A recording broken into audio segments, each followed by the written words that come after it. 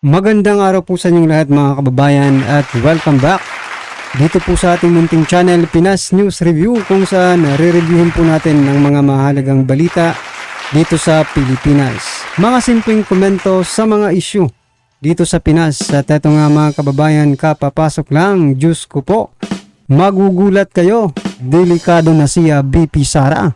Taong bayan na protect BP Sara Duterte. So yan mga kababayan ang ating alamin. Mula po rito kaya News PH, nasa description po ang full video link ng video nito. Subscribe na po kayo. At kung bago ka pa lang at di pa po napag-subscribe sa ating munting channel, please don't forget to subscribe at i-click na rin po ang bell notification para updated ka po sa lahat ng ina-uploads nating reaction video. So ito na nga mga kababayan, bago po natin simulan pakinggan, panoorin at bigyan ng komento ang video ito. Ito po no, habang patuloy po nilang binibira, sinisiraan at kung ano-ano pa ang kanilang ginagawa laban dito kay Vice President Sara Duterte, eto naman po ang ginagawa ni Vice President tuloy. Vice President Duterte. Ito mga kababayan, tingnan nyo po kung ano po ang ginagawa ni Vice President Sara Duterte. Pinangunahan ni Vice President at outgoing Education na Secretary Sara Duterte ang kick-off ceremony ng Brigada Eskwela sa Carmen National High School sa Carmen, Cebu. So yan mga kami, ngayon po yan Merkules po. Sabang sinisiraan nila, eto patuloy lang sa paggawa, no? Sa pagtatrabaho ang ating Vice President Inday Sara. Tingnan nyo po mga kababayan, no? Masayang masaya po yung ating mga kababayan dyan sa napuntahan ni BP Sara. So yan mga karibin natin, at ito ang patunay, no? Na sa kabila sa kabila po ng kanilang mga ginagawa, yung isa pa nga mga kababayan, pinai-impeach na si Vice President Sara Duterte bilang Vice President. Wala rin tong maya mga karabin natin, maririnig po natin yan. Pero sa kabila po ng kanilang ganyang mga style na pa-impeach pa, eto po mga kababayan, ang patunay na pinagkakatiwalaan pa rin, no, ng ating mga kababayan si Vice President Sara Duterte. Eto po yung ng Pulse Asia mga kababayan. Ito hanggang dyan na lang yung pag-zoom, no? Basahin ko na lang po sa inyo yung trust rating po, no?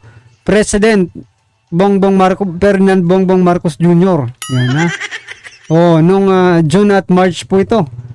Nung June 50 yung March 57 at saka ngayong yung June 52. Negative po siya ng negative 5 po mga kababayan. Yung trust rating ni PBBM. Nako po, negative 5.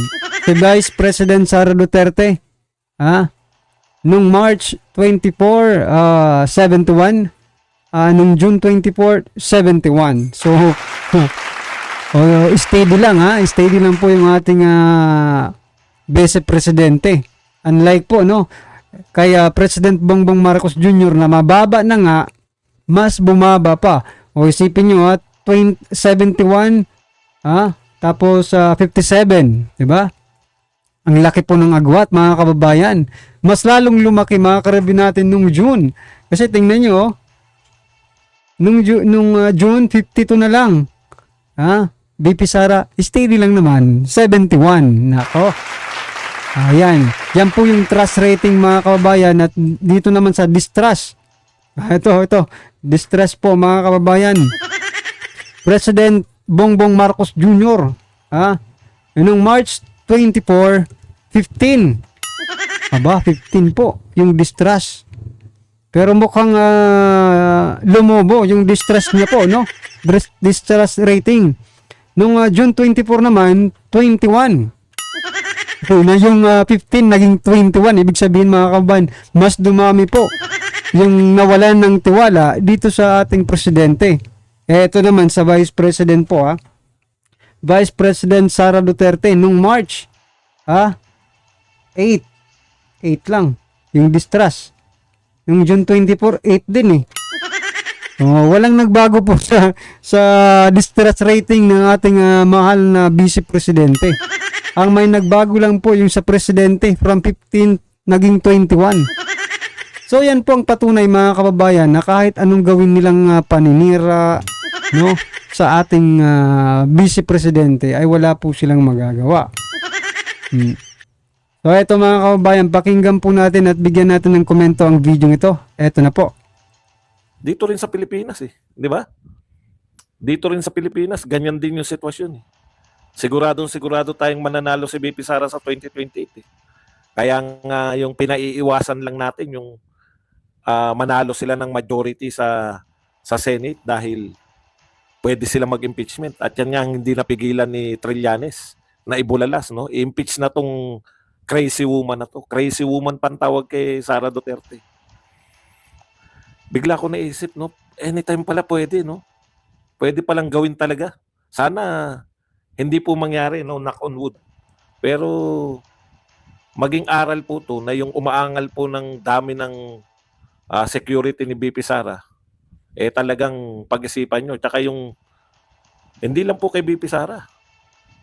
Dapat po, pati kasama yung mga dating presidente, lalong-lalo na po si Tatay Digong. At yung security nila sana, yung tapat talaga, yung kanila talaga, no? Kasi pwede po talaga Pwede pong lahat gagawin para hindi makabalik yung mga Duterte. Sa dami po na nasagasaan, 6 na taon na hindi kumita.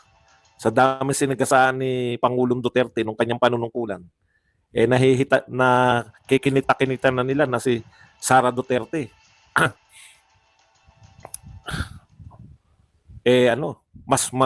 Kung hindi man kapantay ng tatay niya, sa mas malala pa o mas matindi pa ang sasapitin ng mga kalaban ng pamahalaan, no? Under Sara Duterte. Kaya dapat, kasi isisisi namin yan, Mr. President. Pag may nangyari po sa mag-ama, alam namin kung kanino namin isisisi yan. Meron na tayong halimbawa kay Donald Trump, hindi na pwedeng pagsawalang bahala. Kasi di ba yung kay Tatay Digong na ano bang rally yun na halos yun yung kinakatwiran, yung wala kaming pulis na magbabantay kaya hindi po pwedeng sa Bulacan ba yun sinasabi? Puta, maling-mali yung kahit saan po pupunta. Protect Vice President Sara Duterte at lalong-lalo na po si Tatay Digong. Yan po talaga dapat manawagan tayo ng ganyan, no? Hanggang sa 2028. Kasi by 2028, manalo si Sara Duterte.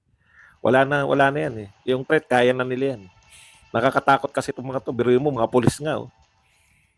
Speaking of police, no? Tignan niyo po itong mga pahayag ni Davao, dating Davao PNP chief na naging PNP chief ng buong bansa at ngayon ay senador, Ronald Bato de la Rosa. Hindi natin nabibigyan pansin yung no? Alam niyo sila naghinanakit Si Sara Duterte, alam ko isa yan sa hinanakit niya yung ginawa niyo sa Davao City. 'Di ba? Parang masyadong malaking kagaguhan yung binababoy ninyo yung Davao City. Okay lang sana kung lahat napagtripan nyo Ito, Davao City lang. Ayon po kay Senator Ronald Bato de la Rosa, sinusunod ng Davao City Police ang community policing doctrine na the police is the community is the police. Solid ang band ng police at community. Very strong. So hindi ka mahirapang magpulis dahil ang community mo very supportive to the police. Ang police naman ay mahal na mahal ang komunidad. Ang pagsiserve, ang pagpoprotect nila sa community ay parang kanilang sariling pamilya. Napakaganda ng samahan ng panahon ni Pangulong Duterte nung siya pang mayor. Talagang sobra-sobra all-out support sa ating kapulisan. So kung ang band ganun kalakas, kapag na-demoralize ang Davao City Police, made-demoralize din ang Davao City community dahil iisa lang yan sila. Tignan nyo, very practical, no? Mula po to sa dating PNP chief, no? Yung ginagawa po ninyo sa Davao City, demoralizing po yan sa mga pulis na naglingkod ng tapat, no? Nakaka-demoralize po yan dun sa mga kapulisan ng Davao City na dahil sa kanilang effort, pangalawa sa pinakatahimik na syudad sa buong Southeast Asia. Grabing achievement, no? Second, kung iba po ang Pangulo, kung hindi po itong Pangulo na to, na sinuportahan ng mayor ng Davao ngayon at dating mayor ng Davao na Vice President, yung mayor ngayon, si Baste, sinuportahan yan. Marcos si Baste, si Pulong, Marcos din. Miskin tinutugis nila na sabi nga ng mga taga-SMNI, tanging SMNI lang ang pumapansin na network kay BBM dahil lahat ng media noon anti-BBM, anti-Marcos. No? Ayan, facts yan eh. Pag kayo po hindi kayo marunong tumanaw ng kasaysayan, pag hindi kayo natuto sa kasaysayan, wala. Yung gusto nyong ka-unity team, yung Makabayan Black. Yung gusto nyong ka-unity team, yung mga dilawan at kakampi. Anytime yan, bibitawan kayo. Gamitan lang kayo. Anytime yan. Si Pangulong Duterte nga, yung Makabayan Black o yung mga Yung gusto kasi nilang mga kakampi, mga kabayan, yung mga convicted na mga officials, di ba? O yung mga tahimik na mga officials, pero nasa loob pala yung kulo, di ba? Nako po, mga karabin natin itong kanilang ginagawa sa mga Duterte talagang, di ba? Sa bagay, mga karabin natin, hindi rin naman sila kawalan sa mga Duterte, di ba? Ito pang si Trillanes, mga karabin, isipin nyo impeach BP Sara. Bakit nasasabi nyo ni Trillanes?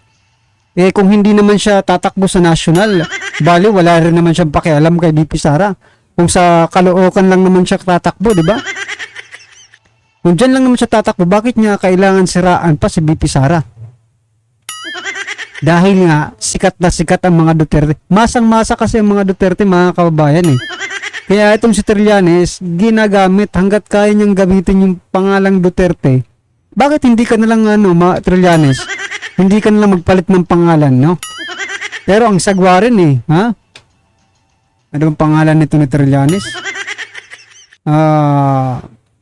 Gagawin kang Duterte. For example lang Anong pangalan ni Trillanes, mga kababayan? Nakalimutan ko. Trillanes na lang. Sani, no? Sani Trillanes. Sani Duterte. Ang pangit pa rin kasi mukha mo Buti sana kung hindi mo mukha.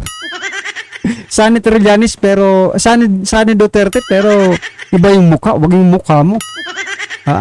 Nakakaano naman sa taong bayan parang panginginsulto yun Sani Duterte tapos mukha mo. Okay lang kung ibang mukha ang ipapalit, di ba? Hindi kaya ikaw na lang ang mag-resign. O wag ka nang tumakbo, di ba? Kung manggugulo ka rin lang naman. Pinare-resign po si BP Sara, isipin nyo yan. At tinawag pang crazy woman. Talagang si Trillanes Hoy, Trillanes, kung pagtatabihin kayo ni BP Sara, mas crazy ka kaysa sa kanya, no? Ikaw lang ang crazy, wala nang mas para walang comparison. Ikaw ang crazy, hindi si BP Sara. Grabe ka. Kayo mga kababayan, papayag ba kayo? Tawagin ni Trillanes si Vice President Sara Duterte na crazy woman?